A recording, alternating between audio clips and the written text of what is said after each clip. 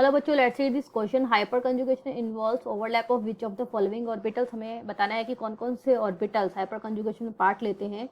सो की कंसेप्ट यहाँ पे लग जाएगा हाइपर कंजुगेशन का।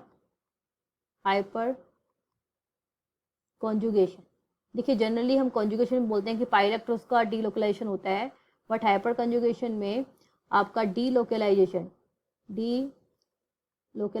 ऑफ किसका होगा, ऑफ सिग्मा इलेक्ट्रॉन। अब ये sigma electron C H bond के होते हैं, यानी कि sp3 और s ऑर्बिटल के बीच में, यानी कि हम बोलते हैं सी एच बॉन्ड के जो सिग्मा इलेक्ट्रॉन्स हैं उनका डीलोकलाइजेशन होता है किसके साथ, with N.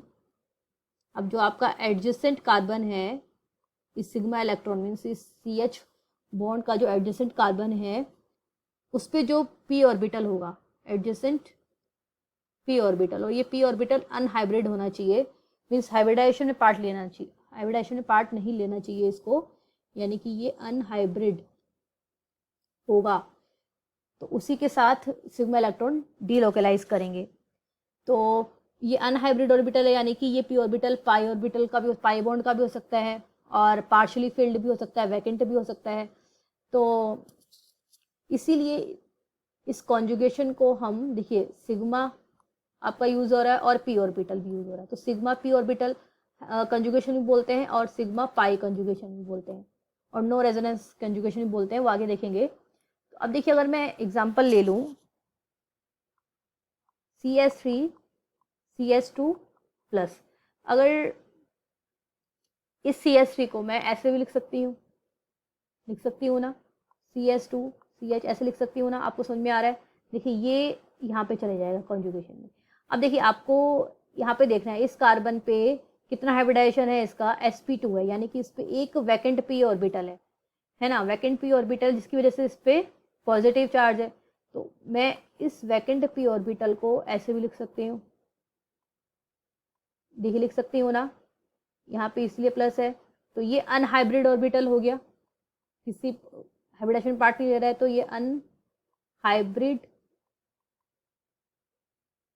Unhybrid p orbital, क्योंकि इस कार्बन का हाइब्रिडाइजेशन sp2 है, मतलब दो p ऑर्बिटल ने हाइब्रिडेशन पार्ट लिया, एक p ऑर्बिटल ये जो बचा है इसको अनहाइब्रिड p ऑर्बिटल बोल दिया। अब इसमें ये सिग्मा इलेक्ट्रॉन ट्रांसफर हो सकते हैं, तो यानी कि हम हमेशा अल्फा कार्बन को देखेंगे। हमारे पास अल्फा जो हाइड्रोजन है, ये अल्फा कार्बन पे जो हाइड्रोजन है इसको बोलेंगे alpha hydrogen, means alpha hydrogen ही हमारा हाइपर कंजुगेशन में पार्ट लेगा, अल्फा हाइड्रोजन का जो सिग्मा इलेक्ट्रॉन्स है।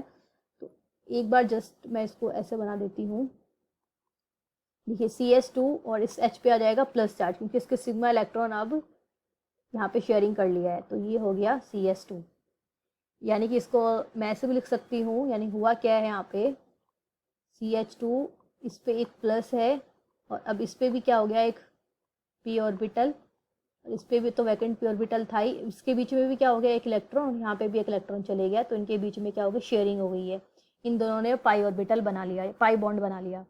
तो यहाँ पे सिग्मा, यहाँ पे ये क्या थी, ये सिग्मा बॉन्ड थे, ये सिग्मा इलेक्ट्रॉन थे, और इस कार्बन पे p ऑर्बिटल था, तो सिग्मा p कॉन्जुगेशन हो गया, जिसे हम हाइपर कॉन्जुगेशन बोल देते हैं।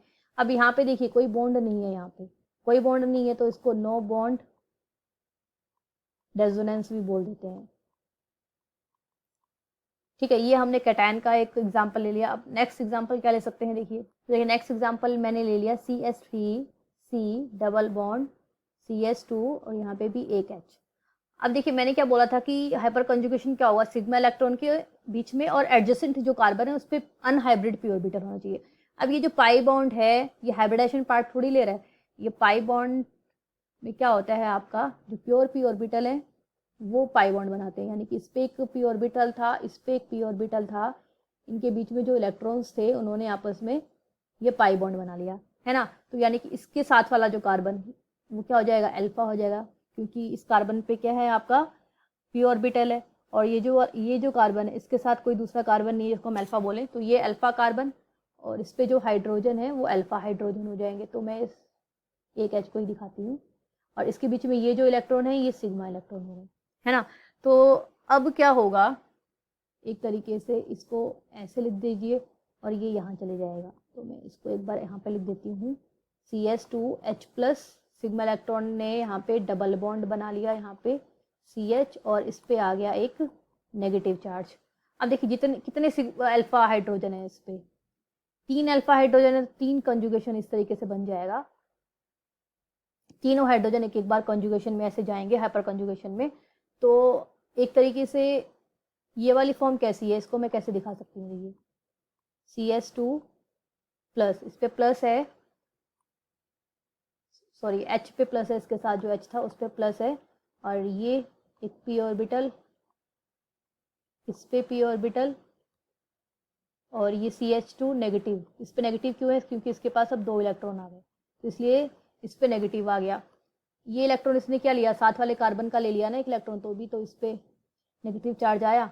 अब इस CS2 पे एक इलेक्ट्रॉन किसका है, हाइड्रोजन का, और इस कार्बन पे दूसरे वाले कार्बन का हाइड्रोजन है, इलेक्ट्रॉन है, तो इन्होंने ऐसे ये पाई बॉन्ड बना लिया, समझ रहे हैं। तो ये स्ट्रक्चर, ये जो ये वाला स्ट्रक्चर है, ये दोनों आइडेंटिकल है, मैंने बताया है बस ऑर्बिटल्स के थ्रू कैसे हो रहा है। तो इस तरीके से यहाँ पे क्या है, सिग्मा पाई कंजुगेशन भी बोल सकते हैं, या फिर इसको सिग्मा पी भी बोल सकते हैं, क्योंकि p ऑर्बिटल पार्ट ले रहा है और यहाँ पे पाई बॉन्ड मूव कर रहा है, तो सिग्मा पाई और सिग्मा पी बोल दिया, तो ये कंजुगेशन हो गया। तो ऑप्शन देखते हैं, ऑप्शन बी इसका आंसर हो जाएगा सिग्मा पी। सिग्मा और पी ओवरलैपिंग होती है, इसमें सिग्मा सिग्मा ओवरलैपिंग नहीं होती, पी ओवरलैपिंग भी नहीं होती है, पाई पाई ओवरलैपिंग भी नहीं होती है। तो सिग्मा पी ओवरलैपिंग किसको रिफ्लेक्ट कर रहा है, हाइपर कंजुगेशन को। So I hope you understood it well, best of luck.